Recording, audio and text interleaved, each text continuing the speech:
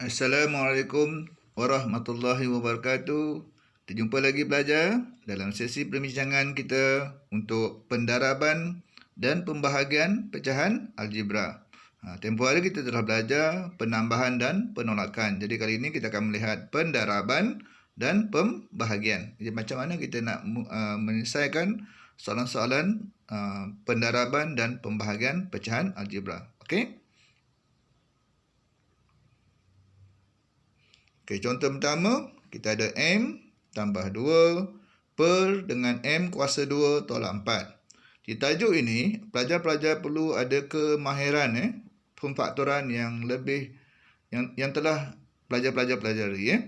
Jadi bahagian pemfaktoran sangat penting. Jadi pelajar mesti mahir dengan pemfaktoran. Okey, kita lihat bahagian pengangka atau penyebut yang mana satu yang perlu kita faktorkan. Okey. Okey, jadi bahagian ini, bahagian penyebut kita perlu faktorkan. Kita akan jadikan M kuasa 2 tolak 4 kuasa 2 adalah M kuasa 2. Kita bila tolak 4, kita boleh faktorkan jadi M tambah 2, M tolak 2.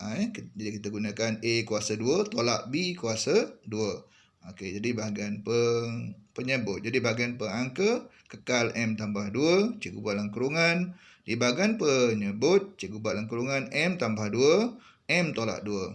Okey, seterusnya, kalau pelajar lihat di bahagian pengangka ada M tambah 2, perhatikan yang di bahagian bawah, ada juga M tambah 2. Jadi yang ni yang kita perlu permudahkan ungkapan yang sama. Jadi bila M tambah 2, kita ringkaskan dengan M tambah 2 di bahagian penyebut, kita bahagi dapat CP1 lah. Cara kita ringkaskan. Jadi penyebut yang sama, pengangka dan penyebut bila benda yang sama, kita dapat 1. Jadi yang tinggal bahagian pengangka dapat 1 per bahagian penyebut masih lagi ada M tolak 2. Itu untuk contoh yang pertama. Okey, pelajar? Kita lihat bahagian yang kedua. M kuasa 2 tambah 3M tambah 2. Kita nak bahagikan dengan MN tambah N. Okey, jadi kita kena lihat bahagian pengangka atau penyebut.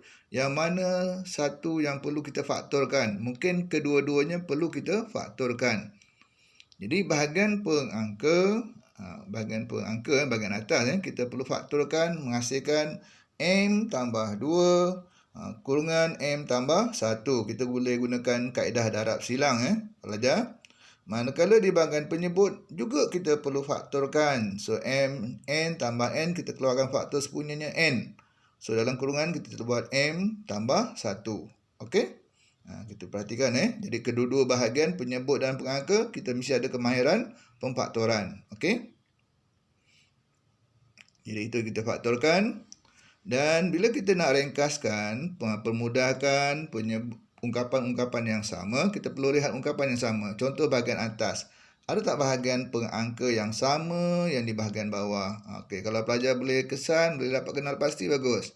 Okey, jadi maknanya kita permudahkan ungkapan yang sama. Bagus, pelajar nampak dah. Jadi M tambah 1 dengan M tambah 1 bahagian atas dan bawahnya sama. Penyebut pun sama, jadi kita boleh potong saja.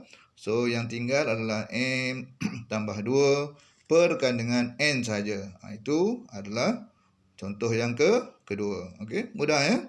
Alright. Kita teruskan perbincangannya. Okey, bagaimana kalau ada pendaraban ada darab.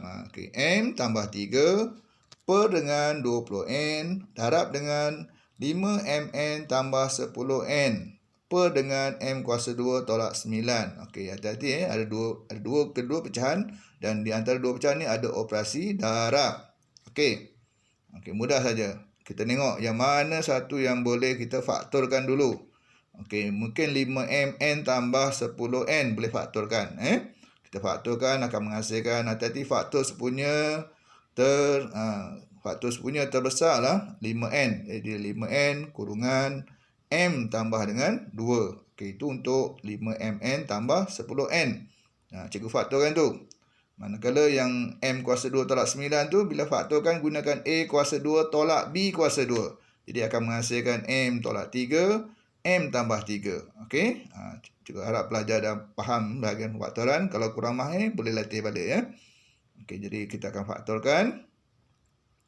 Jadi yang M tambah 3 yang pecahan pertama cikgu buat dalam kurungan. Manakala yang lain kita akan buat kurungan. Bila faktoran kita akan membentuk semula kurungan. Kemudian langkah yang penting kita perlu permudahkan. Yang mana-mana ada ungkapan yang sama. Tengok penyebut, tengok pengangka. Tengok bahagian atas, tengok bahagian bawah yang sama. Okey, jadi kalau pelajar boleh kesan dah. M tanpa 3 boleh ringkas dengan M tambah 3. Yang tu boleh ringkaskan dulu. Okey. Faham pelajar boleh ikut Okey, teruskan. Ada lagi yang boleh kita ringkaskan. Hati-hati Okey, 5 dengan 20. 5 kali 1, 5 kali 4, 20. Okey, 20 dengan 5 tu boleh potong, boleh kecilkan kita bagi sipil 5. Oh, seterusnya huruf N. N dengan huruf N pun boleh kita ringkas, boleh masukkan lagi. Kita boleh permudahkan pula. Sebab huruf yang sama, sebutan yang sama, ungkapan yang sama. Okey, jadi apa yang tinggal? Bagus, pelajar dah faham dah. Jadi M tambah 2, itu yang bahagian atas saja, bahagian pengangka. Di bahagian penyebut, tadi ada 4 saja, jangan lupa. 4 kurungan M tolak 3, kita tak potong mana-mana, tak masukkan, jadi M tolak 3 di bahagian penyebut. Okey, tadi sekarang kita melibatkan pendaraban. Okey, contoh cikgu yang terakhir. Okey, bagaimana ada bahagi? Okey, bila bahagi pecahan, harap pelajar dah faham di peringkat sekolah rendah dulu. Bila ada bahagi, kita kena tukarkan kepada operasi darab. Dan seterusnya 2M per M tolak 3 kita buat salingan dia. Jadi mana M tolak 3 kita tukar tempat dengan 2M. 2M ke bawah, M tolak 3 naik ke atas. Tukar tempat saja nanti. Dan bahagi kita tukarkan kepada operasi darab. Okey, itu penting. Itu pertama. Yang kedua, kita lihat ada tak mana-mana yang kita boleh faktorkan. Okey, jadi pelajar nampak dah kot. Okey, kita faktorkan M kuasa 2 tambah 5M tu. Faktor sepunya terbesarnya M. Kita tulis M kurungan M tambah 5. Okey, ada tak lagi yang boleh faktorkan? Okey, kalau anda pelajar boleh kesan, tengok yang bahagian penyebut. Yang M kuasa 2 tolak 1M tolak 6 tu. Bagus. Jadi maknanya pelajar akan dapat faktorkan yang tu dapatlah M tolak 3, M tambah 2. Jadi pelajar boleh gunakan kaedah darab silang. Okey. Okey, jadi seterusnya kita tulis. Okey, bila faktoran kita buat dalam kurungan So yang bahagi cikgu dah tukar darab.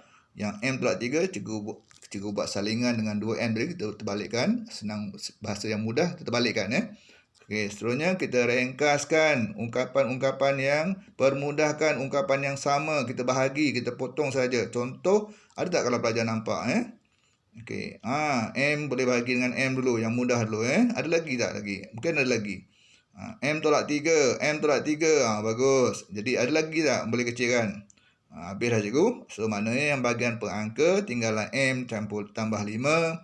Bahagian penyebut, hati-hati 2 tu tak ada ringkas, tak dimasukkan. Jadi tulis 2 dulu. Bawahnya kita tulis seterusnya M tambah 2 dalam kurungan. Okey.